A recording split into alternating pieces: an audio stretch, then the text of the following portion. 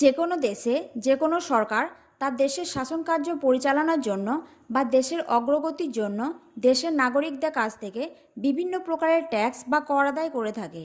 এক কথায় বলা যায়, রাষ্ট্রের আয় বৃদ্ধির যে সকল উৎসগুলি আছে তার মধ্যে ট্যাক্স বা কর আদায় হলো একটি প্রধান ও অন্যতম উৎস।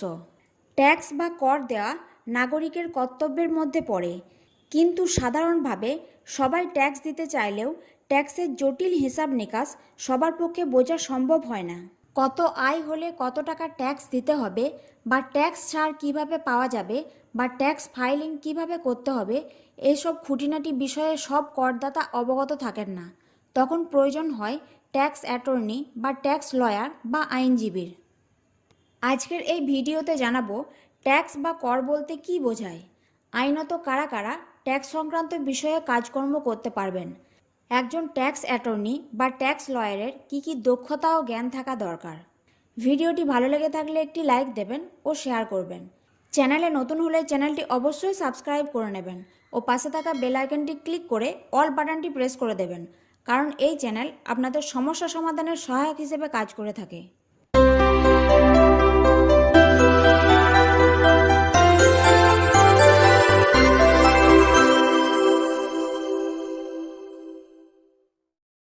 ভারতীয় সংবিধানে কেন্দ্র ও রাজ্য সরকারগুলির মধ্যে আর্থিক ক্ষমতা পরিষ্কারভাবে লিপিবদ্ধ করা আছে। ট্যাক্স বা করগুলি কেন্দ্রীয় ও রাজ্য সরকারগুলির মধ্যে কী রূপে ভাগ হবে তাও সংবিধানে বলে দেওয়া আছে। তবে সংবিধানে যা লেখা নেই সেই অবশিষ্ট ক্ষমতাগুলি কেন্দ্রীয় সরকারের উপর ন্যস্ত থাকে। ট্যাক্স বা কর বলতে কী বোঝায়?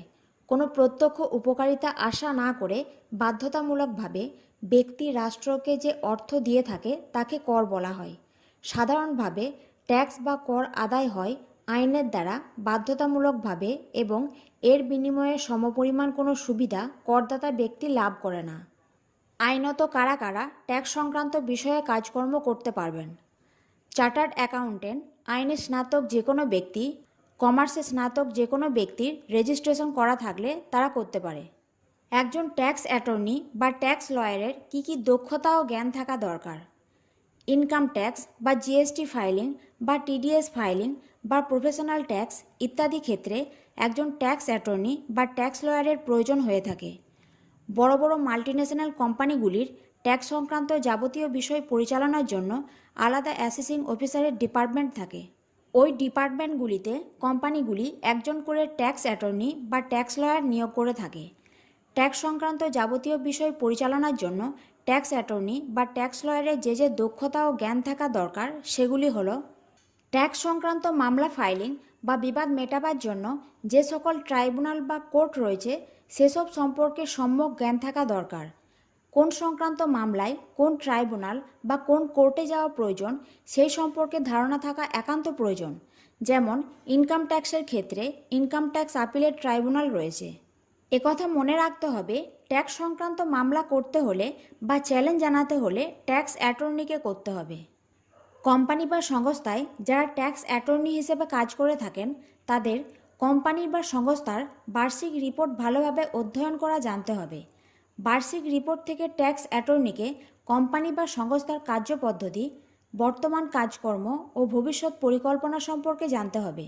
ট্যাক্স অ্যাটর্নিকে কোম্পানির বা সংস্থার ফিনান্সিয়াল স্টেটমেন্ট বা আর্থিক বিবরণী সম্পর্কে ওয়াকিবহাল থাকতে হবে, অর্থাৎ ফিনান্সিয়াল স্টেটমেন্ট থেকে কোম্পানির আর্থিক অবস্থা, লাভ লোকসান, রেভিনিউ ইত্যাদি সম্পর্কে বুঝতে হবে।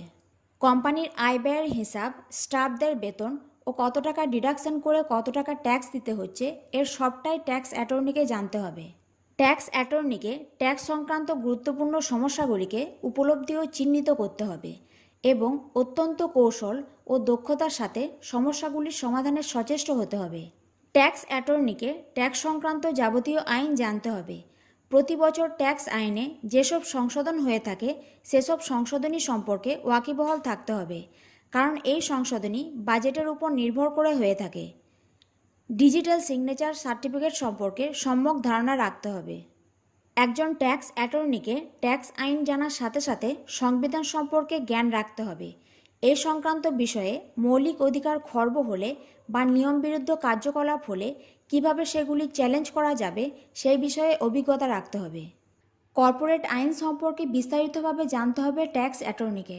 কোম্পানি বলতে কী বোঝায়, সহায়ক কোম্পানি কাকে বলে, মূল কোম্পানি ও যৌথ কোম্পানির সম্বন্ধে ধারণা, শেয়ার এগ্রিমেন্ট ও কত শেয়ার কিনলে কত লাভ বা কখন ও কীভাবে কোম্পানি শেয়ারের ওপর নিয়ন্ত্রণ করবে, এসব যাবতীয় তথ্য ট্যাক্স অ্যাটর্নিকে জানতে হবে। প্রাথমিকভাবে ডিআরপি অর্থাৎ ডিসপিউট রেজুলেশন প্যানেলের মাধ্যমে ট্যাক্স বিবাদ সমাধান করা যায়। এক্ষেত্রেও ট্যাক্স অ্যাটর্নি গুরুত্বপূর্ণ ভূমিকা পালন করে থাকে। একজন ট্যাক্স অ্যাটর্নিকে ইন্টারনেট ব্যবহারে দক্ষ হতে হবে এবং ইংরাজি ভাষা ব্যবহারে পারদর্শী হতে হবে। আজ এই পর্যন্তই। আশা করি ভিডিওটি আপনাদের ভালো লেগেছে। এই সংক্রান্ত কোনো সমস্যা থাকলে কমেন্টসে জানান। Legal help and advice Bangla channel সর্বদা আপনাদের পাশে আছে।